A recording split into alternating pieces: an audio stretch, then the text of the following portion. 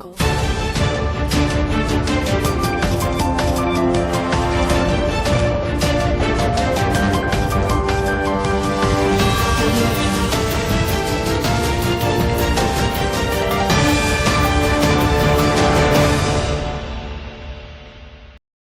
हमने बताया था कि इस समय हमारे बीच में हरियाणा के मुख्यमंत्री पूज्य मनोहर लाल जी खट्टर मौजूद हैं, जिन्होंने 4 बरस के अंदर अपने कर्म से, तप से, त्याग से मानव के प्रति सेवाओं में योगदान दिया है। हरियाणा को एक नई तस्वीर, नए रूप के अंदर परिवर्तित किया है। कर्मठ कार्य करता है, समाज के प्रति शुभ भाव रखते हैं। आदि काल से महात्माओं के प्रति जो आदि काल से जिज्ञासा महापुरुषों ने रखी, उसी रूप में ये भी धर्म का अनुकरण करने वाले मानव प्रेमी है। इस समय आमंत्रित कर रहा हूँ कि मंच पर आएं और आकर के इस मानव परिवार के समक्ष अपने भाव समर्पित करें। सदगुरु माता जी का जिनके प्रदेश में आप आज हमारे बीच में उपस्थित हुए हैं, तो मैं आमंत्रित कर रहा हूँ पूज्य मनोहर लाल जी खट्टर मंच पर आएँ। इधर हमारे पूज्य भाई साहब गोविंद सिंह जी, प्रेसिडेंट संत निरंकारी मंडल, वो मंच पर आए और इस महात्मा का सारे मिशन की ओर से प्यार भरा स्वागत करेंगे। पूज्य भाई साहब गोविंद सिंह जी, प्रेसिडेंट संत निरंकारी मंडल, हम सब की ओर से पूज्य मनोहर लाल जी ठक्कर जो हमारे सीएम हैं, इनका प्यार भरा स्वागत एक शाल रूप में अपनी श्रद्धा सुमन मिशन की ओर से पूज्य भाई साहब गोविंद सिंह जी सीएम साहब को समर्पित कर रहे हैं। मैं प्रार्थना करूंगा भैया जी से आगे बढ़ें और हमारे मुख्यमंत्री जी का मिशन की ओर से प्यार भरा स्वागत करें। बोलो सदगुरु माता सुदीक्षा सविंदर हरदेव जी महाराज की जय। और प्रार्थना करूंगा अपने शुभ भाव पूज्य मुख्यमंत्री जी व्यक्त करें। प्रेम से बोलो प्यारियो।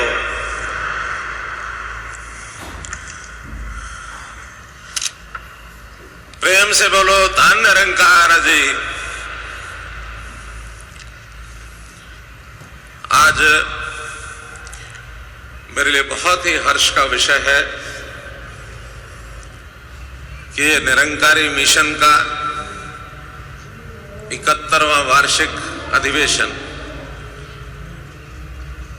अभी तक के सारे वार्षिक अधिवेशन दूसरे प्रांतों की भूमि पर होते थे और आज ये पहला मैं समझता हूं हरियाणा की भूमि पर ये वार्षिक अधिवेशन हो रहा है। मैं इस कृपा के लिए गुरुगद्दी पर विराजमान गुरु माता सुदीक्षा सविंदर हरदेव जी महाराज और पूरे निरंकारी मिशन का आभारी हूं। सबसे पहले निरंकारी मिशन गुरु गद्दी पर विराजमान गुरु माता सुदीक्षा सविंदर हरदेव महाराज जी को प्रणाम करता हूं।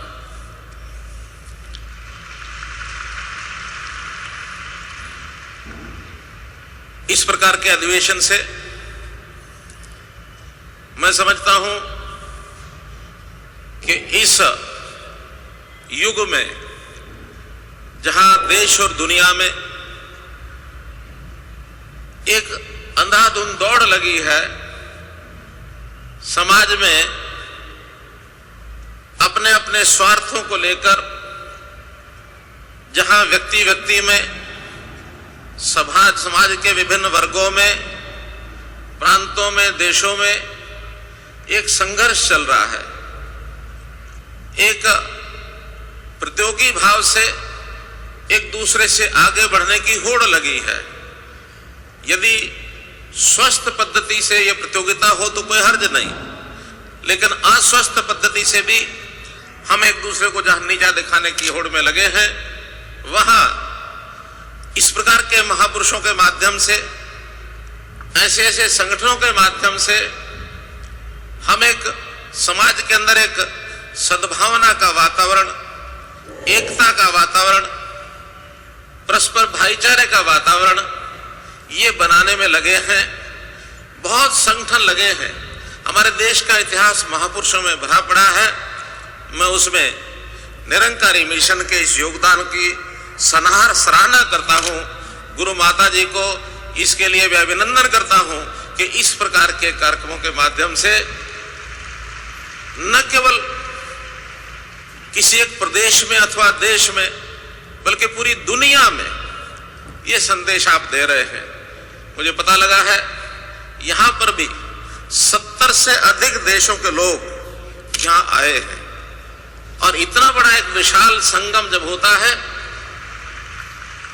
तो जैसा हम कहते हैं हमारी संस्कृति पूरी दुनिया के लोगों को अपना परिवार मानती है। वसुधैव कुटुंबकम, ये हमारी संस्कृति का ध्येय है। हम पूरी दुनिया को परिवार मानते हैं। तो वो परिवार का जो एक दृश्य, वो जो एक भाईचारे का दृश्य, एक लघु वसुधा के ऊपर लघु संसार का दर्शन यहां इस एक मैदान के अंदर हो रहा है। मैं हरियाणा सरकार की ओर से दुनिया के आए हुए सब लोगों का, देश और प्रदेश से आए हुए आप सब लोगों का भी अभिनंदन करता हूं, स्वागत करता हूं। निरंकारी मिशन जन कल्याण के जिन कामों में लगा है हम सब भली भांति परिचित हैं।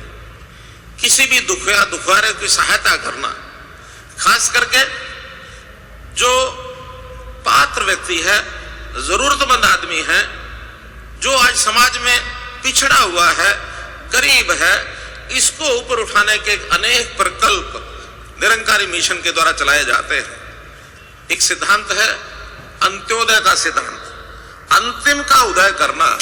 जो पीड़ित है, जो अभावग्रस्त है, जो पात्र है, उसको आगे कैसे बढ़ाया जाए। चाहे वो धन से अभावग्रस्त है, रोजगार से अभावग्रस्त है, खाने से अभावग्रस्त है, मकान से, वस्त्र से अभावग्रस्त है, रोगी है, किसी प्रकार से किसी आपत्ति काल में उसको कोई पीड़ा आ गई है, उनको आगे बढ़ाने के लिए हम जिस प्रकार के स्वास्थ्य शिविर लगाते हैं, रक्तदान के शिविर लगाते हैं, भंडारे लगाते हैं, ऐसे सब कामों के माध्यम से ये जो सेवा का काम एक मिशनरी जील से करते हैं, ये बहुत सराहनीय है।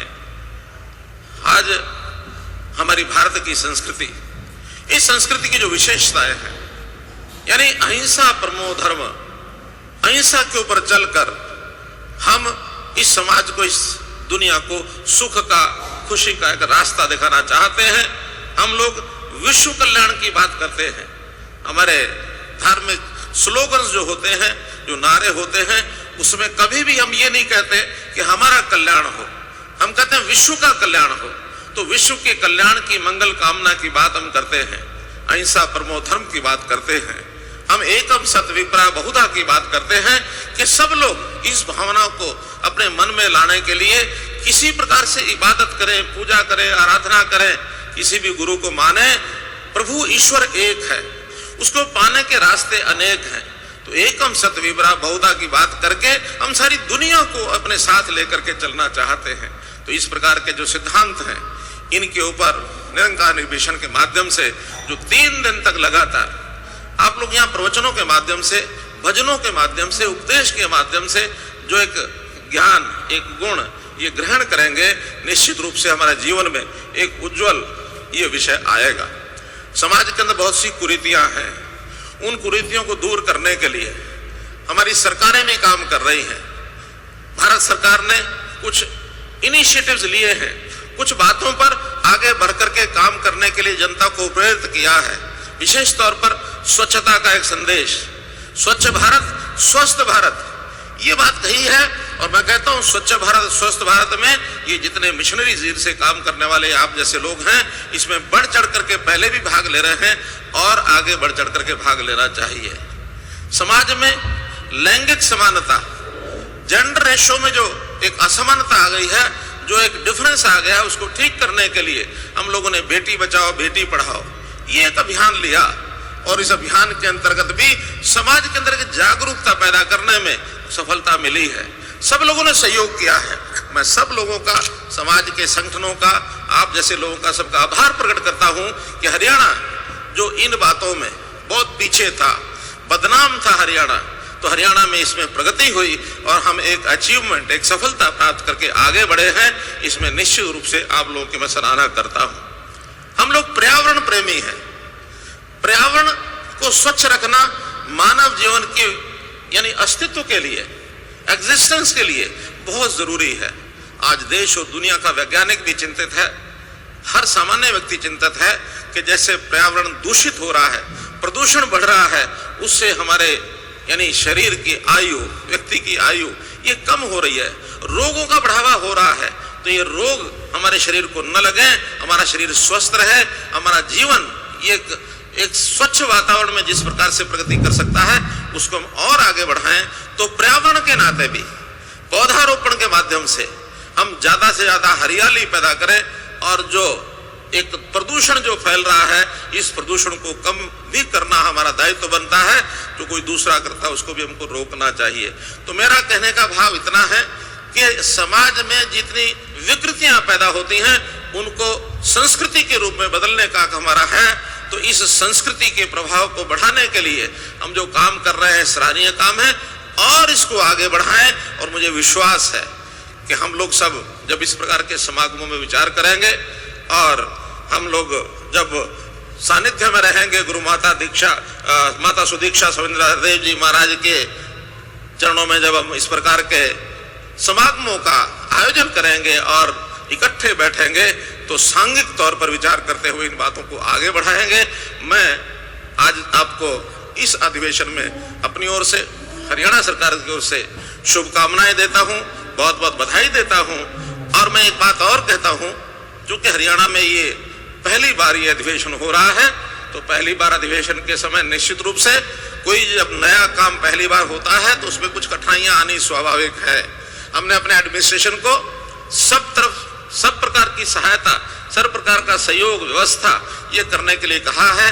फिर भी अगर कोई कठिनाई आई हो तो आप निश्चित रूप से हमको ध्यान कराएं, ताकि अगर इस चलते हुए अधिवेशन में हम उसको ठीक कर सकेंगे तो अवश्य करेंगे।